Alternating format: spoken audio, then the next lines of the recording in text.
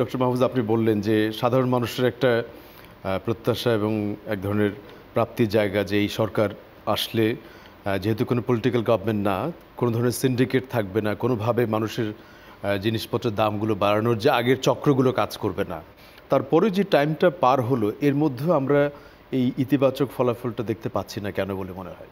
তো এই ক্ষেত্রে আমার কাছে যেটা মনে হয় যে মানুষের যে সন্দেহ যে আসলে বাজারে তো সিন্ডিকেটই দায়ী, এবং দেখা গেছে যে এই সরকারও কিন্তু এই পরোক্ষভাবে স্বীকার করে নিচ্ছে যে সিন্ডিকেটের যে শক্তি সেটা অনেক বেশি।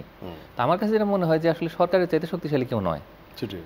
এখন সরকারের যে সমস্ত মন্ত্রণালয় বা বিভাগ বা কোনো একটা অধিদপ্তর, বিশেষ করে ভোক্তা অধিকার সংরক্ষণ অধিদপ্তর, তারা হয়তো ঠিকমতো কাজ করছে না। এটা সাধারণ মানুষের ধারণা যে তারা হয়তো অভিযান পরিচালনা করছে না, আইনের প্রয়োগ যেটা করছে না, করছে সেটা অপ্রতুল। সেটা অপ্রতুল। আচ্ছা। তো এই জিনিসগুলো হচ্ছে এবং এটার কারণে সিন্ডিকেট দেখতে পাচ্ছে যে আসলে তারাই সবচেয়ে শক্তিশালী।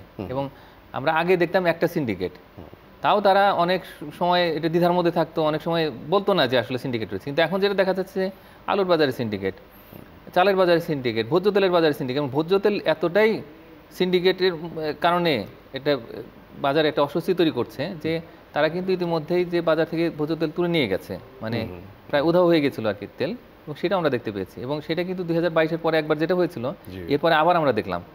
এবং সবচেয়ে আশ্চর্যের বিষয় হলো যে আমদানি যতটুকু করা হয়েছিল ভোজ্য তেল, সেটা কিন্তু চাহিদার তুলনায় বেশি ছিল।